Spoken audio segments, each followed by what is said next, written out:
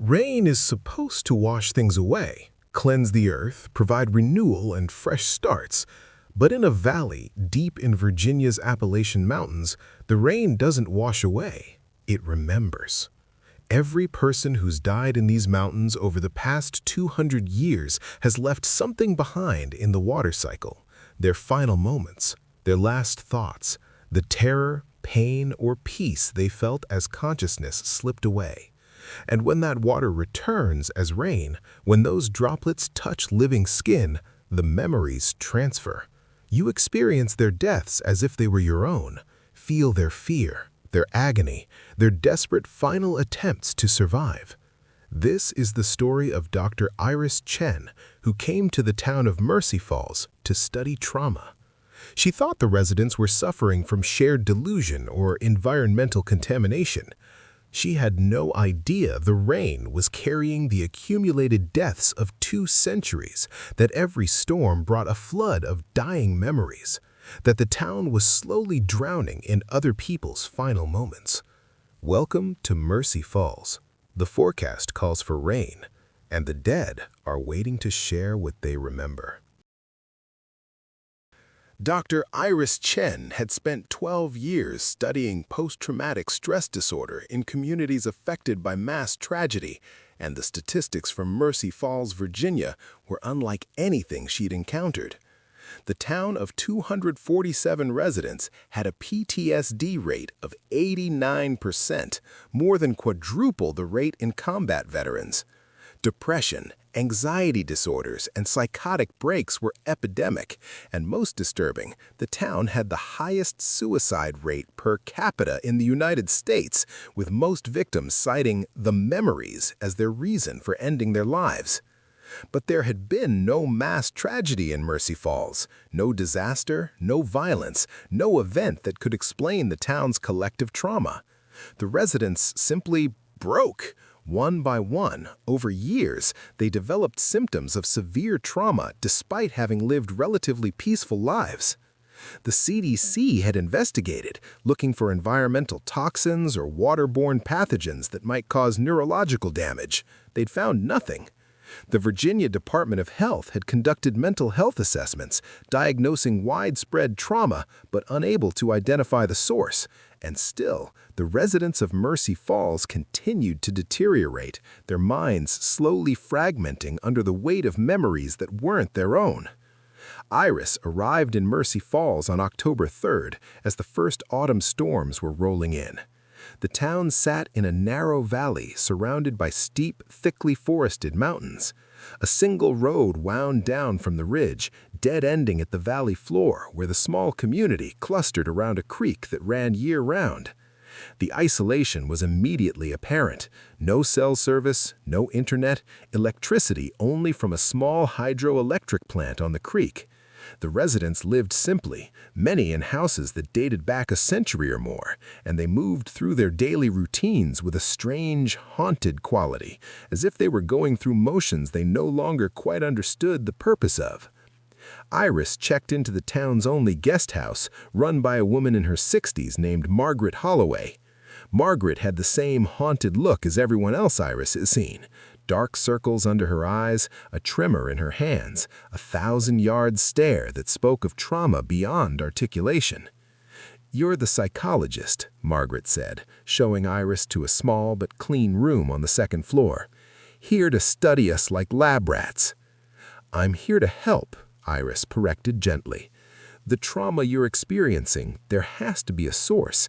If we can identify it, we can treat it." "The rain," Margaret said simply. "The rain is the source, but there's no treating it, no escaping it. The rain falls, and the dead remember through us." Iris had heard this before. Several residents had mentioned the remembering rain in their interviews with previous researchers. It had been dismissed as shared delusion, a community mythology that helped explain their collective suffering. "Can you describe what you experience when it rains?" Iris asked, pulling out her notebook. Margaret sat on the bed, her hands clasped tightly in her lap. "It starts when the first drops touch your skin. You feel something, like a thought that isn't yours, a memory trying to surface. If you get inside quickly, it fades. But if you stay in the rain, if you let it keep falling on you, the memories become clear. You experience them fully, as if you're the person dying. You see their deaths. We don't see them, we are them. We feel what they felt, their fear, their pain, their last thoughts. Margaret's voice dropped to a whisper. I've died 73 times. I remember every one. The hiker who fell from Black Ridge in 1847, I felt his bones shatter on impact. The woman who froze to death in the blizzard of 1923, I felt the cold creeping through my limbs, felt my thoughts slow and stop.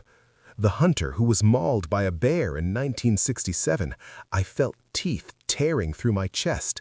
All of them, 73 deaths, all stored in my mind like they happened to me. That's not possible, Iris said. Memories can't transfer through rainwater. And yet they do. Margaret looked at her with eyes that had seen too much. You don't believe me. That's fine. Wait for the rain. Experience it yourself. Then you'll understand why we're all going mad, why 17 people from this town have killed themselves in the past 10 years, why the rest of us are holding on by our fingernails, one rainstorm away from madness. Iris spent the afternoon interviewing other residents. Their stories were all consistent. The rain carried memories of deaths that had occurred in the mountains surrounding Mercy Falls. The memories would transfer to anyone the rain touched, creating vivid, traumatic experiences of dying in dozens of different ways. Some residents, like Margaret, had experienced dozens of deaths. Others had experienced hundreds. One elderly man named Thomas had been caught in a multi-day storm in his youth and claimed to have experienced over 1,000 deaths. He lived alone in a cabin at the edge of town, rarely speaking, his mind so fractured by accumulated death memories that he could no longer distinguish his own life from the lives he'd experienced dying. The rain has been doing this as long as anyone can remember, the town's doctor, an old woman named Sarah Mitchell, told Iris. My great-grandmother wrote about it in her journal, said the rain carried the dying thoughts of the Cherokee who were forcibly removed from these mountains in the 1830s. She experienced their deaths, the trail of tears, the starvation, the disease. It drove her to attempt suicide. She survived, but she was never the same. But why? Iris asked. What mechanism could possibly allow memories to be carried in water? We don't know. Some folks think it's the limestone. The water here filters through layers of it, picking up minerals, maybe picking up something else. Echoes, impressions. I don't know. Others think it's something older, something that predates the Cherokee, something in the mountains themselves that records death and plays it back through precipitation. That evening, Iris reviewed her notes in her room at the guest house. The consistency of the accounts was remarkable. Either this was an incredibly coherent shared delusion, perhaps induced by some unknown environmental factor, or something genuinely anomalous was occurring in Mercy Falls. She would need to experience it herself to properly evaluate the phenomenon. At 11:47 p.m., rain began to fall. Iris woke to the sound of it drumming on the roof, heavy rain coming down hard. She went to the window and looked out at the dark street below, illuminated by a single streetlight. Rain poured through the light beam, and Iris could see several townspeople running through the downpour, not running for shelter, but running as if pursued, their movements panicked and erratic. One woman in a nightgown was standing in the middle of the street, face turned up to the rain, screaming. Not words, just inarticulate sounds of terror and agony. Iris grabbed her raincoat and rushed downstairs. Margaret was standing in the doorway, staring out at the storm. "Don't go out there," Margaret said. "Please, you don't know what you're inviting." "I need to help that woman," Iris said, moving past Margaret toward the door. "You can't help her. She's remembering. She'll stop screaming when the memory ends, when the death is complete." But Iris was already outside, rain immediately soaking through her coat. The drops were cold and heavy, and the moment they touched her skin, Iris felt it. A thought, that wasn't hers. A memory trying to surface. I'm falling. The edge crumbled beneath my feet, and now I'm falling through the air, the cliff face rushing past, and I know I'm going to die when I hit the rocks below. I can see them, sharp and wet and waiting. I'm trying to scream, but the air is being torn from my lungs by the fall. My last thought is of my wife, of how she'll wait for me to come home from this hike, and I'll never.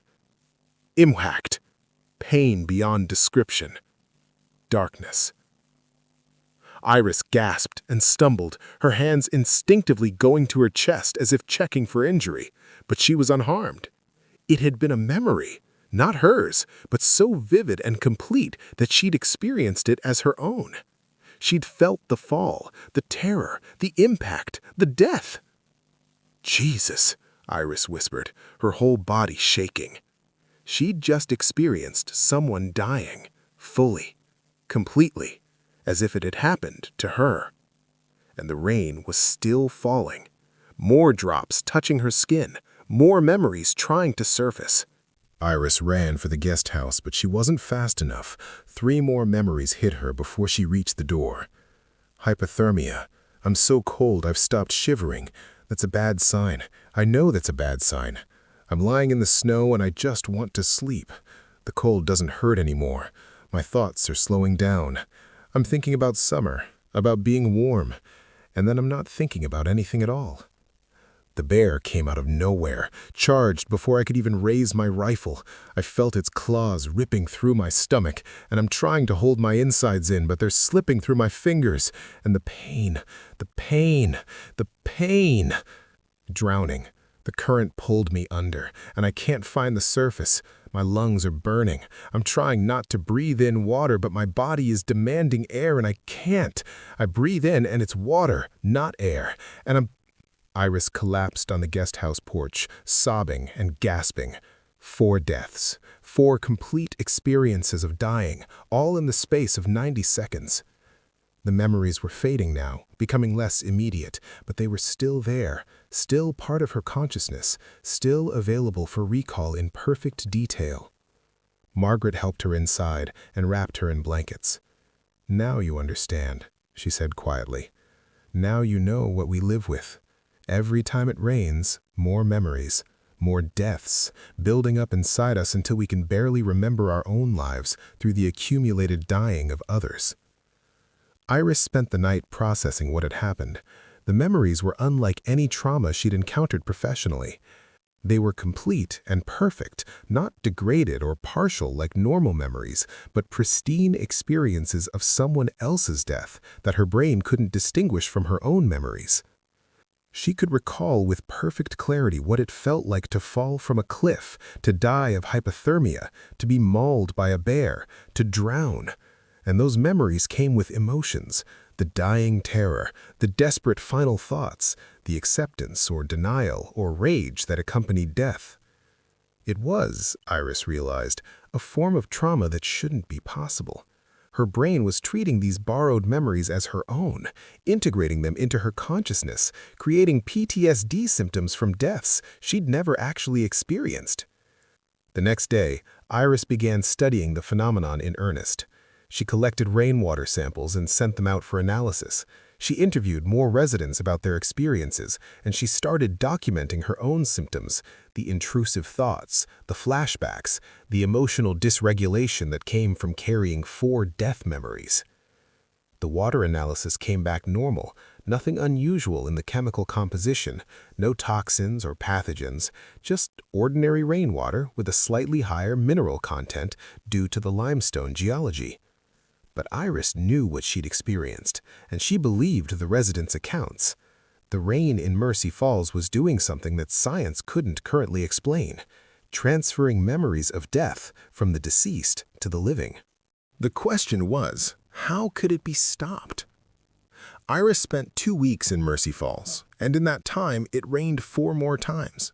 She was more careful now, always got inside when rain started, always wore protective clothing, minimized exposure. But she still accumulated 7 more death memories. 11 deaths total. 11 complete experiences of dying that now lived in her consciousness alongside her own memories. And she was starting to understand why the residents of Mercy Falls were going mad. The memories didn't fade, didn't integrate properly.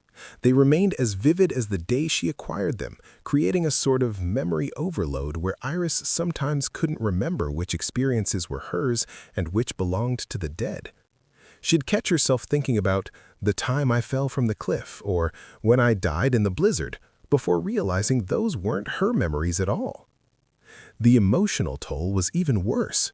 Each death memory came with trauma, genuine, physiological trauma response.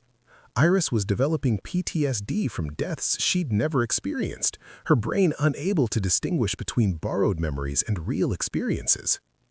She was breaking. After just 2 weeks and 11 deaths, she could feel her mind fragmenting. What must it be like for Margaret with 73 deaths? For Thomas with over 1,000? Iris tried everything she could think of to help. She organized therapy groups, taught trauma management techniques, attempted to help residents integrate and process the death memories. Nothing worked. The memories were too complete, too overwhelming, and they kept accumulating with every rainstorm. The only solution was to leave Mercy Falls, to get far enough away that the rain didn't carry death memories anymore. But most residents couldn't leave. They'd been here for generations, their families rooted in this valley. Their entire lives were here.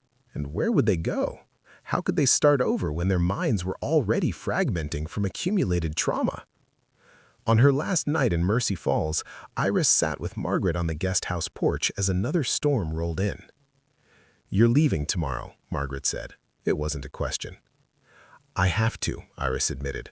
"Another week here and I'll end up like Thomas, too many death memories to distinguish my own life from theirs." "Will you tell people about what happens here?" "I'll try, but without physical evidence, without a scientific explanation." "No one will believe you," Margaret finished, "just like no one believed the others who came here to study us. You'll write your report. It'll mention unusual shared trauma, possibly environmental factors, recommend further study. And nothing will change. We'll stay here in our valley, collecting the dead's memories one rainstorm at a time, until we finally join them." Thunder rumbled. The first drops began to fall. "Get inside," Margaret said, "before you collect any more." But Margaret herself didn't move. She sat on the porch, letting the rain fall on her face, her eyes closed, her expression resigned. "Margaret," Iris said urgently, "come inside."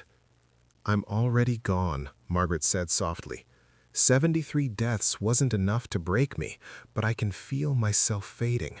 Another 20 or 30 deaths, and I won't remember being Margaret anymore.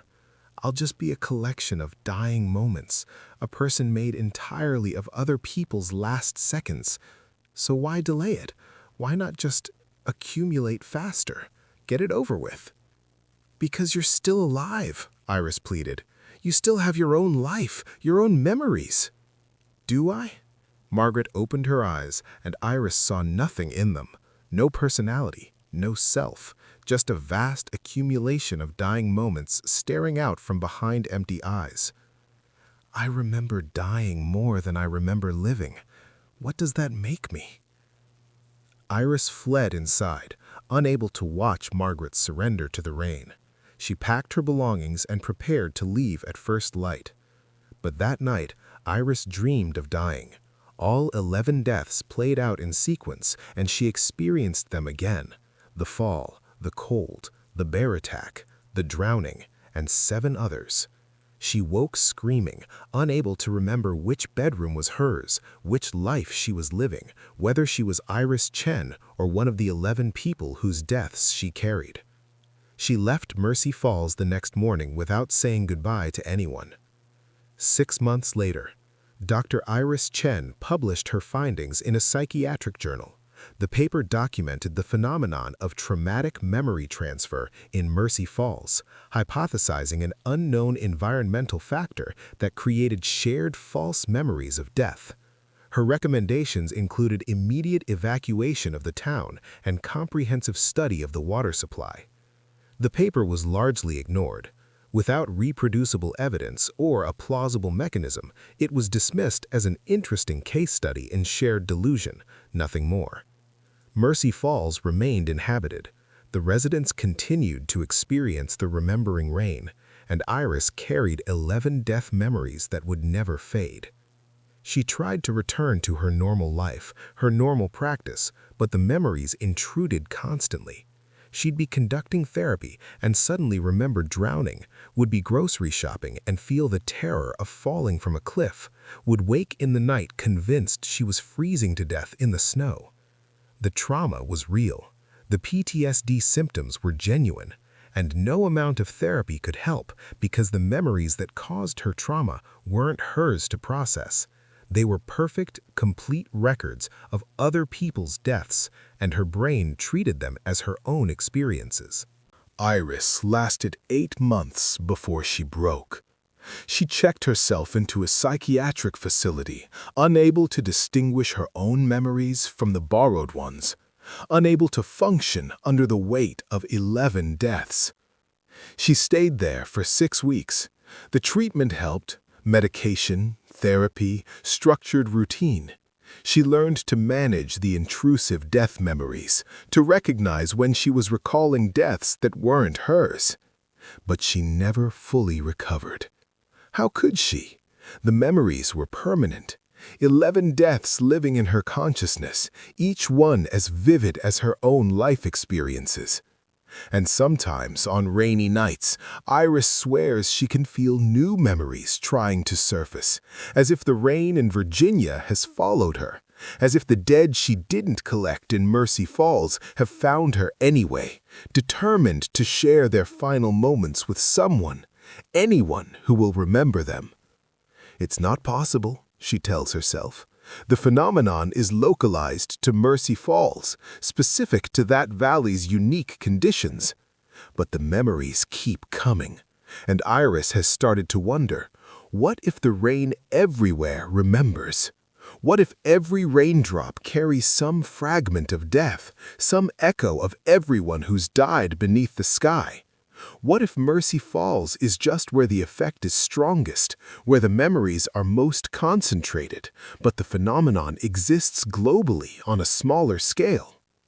What if every rainstorm brings the dying thoughts of strangers, accumulating in our unconscious, slowly filling our minds with deaths we never experienced but can never forget?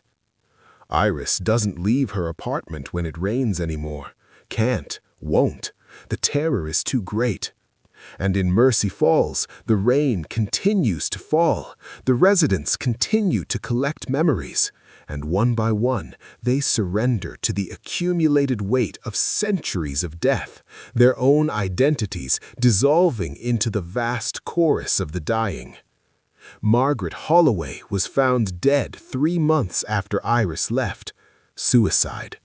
Her notes simply said, "I remember everyone's death but my own. Time to remember mine." Thomas, the man with 1,000 deaths, is still alive, but he doesn't speak anymore, doesn't recognize his own name. He sits in his cabin during storms, face turned up to the rain leaking through the roof, eyes closed, experiencing death after death after death, his consciousness now just a vessel for other people's final moments. The town of Mercy Falls will likely not exist in another generation. The younger residents are leaving as soon as they're old enough, fleeing before they collect too many deaths. The older residents are waiting to die, their minds too fractured to continue. And the rain keeps falling, remembering, sharing, ensuring that no death in these mountains is ever truly forgotten. Because the dead want to be remembered, and the rain never forgets. Dr. Iris Chen still practices psychology, though she specializes in trauma now rather than PTSD specifically. She can't study PTSD anymore, too close to her own condition, too triggering. She carries 11 death memories, and on bad days, she carries more, though she knows that's impossible. Knows that she's been nowhere near Mercy Falls for 18 months. But the memories feel real. The deaths feel like hers. And sometimes Iris wonders if Margaret was right. If once you start collecting the dead's memories, you never stop. If the rain everywhere carries some fragment of death, and those of us who've opened ourselves to the phenomenon can never fully close again. The town of Mercy Falls had 63 residents as of last count, down from 247 when Iris first visited. The population continues to decline, some leaving, some dying, some disappearing into the mountains never to return. There's talk of officially evacuating the town, declaring it uninhabitable. But where would the remaining residents go? How could they integrate into normal society when their minds are filled with hundreds or thousands of death memories? They'd be institutionalized, medicated, treated for psychosis. Because the rest of the world doesn't believe in rain that remembers, doesn't believe that water can carry the dying thoughts of the dead, doesn't believe that you can experience someone else's death so completely that it becomes indistinguishable from your own memory. But it's true. Iris knows it's true. She lives with the proof every day. 11 deaths she never died. 11 final moments she remembers perfectly. 11 traumatic experiences that belong to other people but feel like hers. And every time it rains, she wonders if she'll feel new memories surface. If the phenomenon has spread beyond Mercy Falls. If she's opened a door in her consciousness that can never be fully closed. The forecast calls for rain tonight. Iris has already drawn all her curtains, locked all her doors, prepared herself for a night of intrusive memories and death dreams. And somewhere in Virginia, in a narrow valley where the rain falls heavy and constant, the last residents of Mercy Falls are experiencing hundreds of deaths tonight, collecting the memories of everyone who's died in these mountains over 2 centuries, adding them to the impossible burden they already carry. Until one day, there will be no one left who remembers being alive, only people who remember dying. If this story has you afraid to feel rain on your skin, hit that subscribe button for more terrifying tales from the water that never forgets. And remember, every rainstorm carries something, usually just water, minerals, pollution.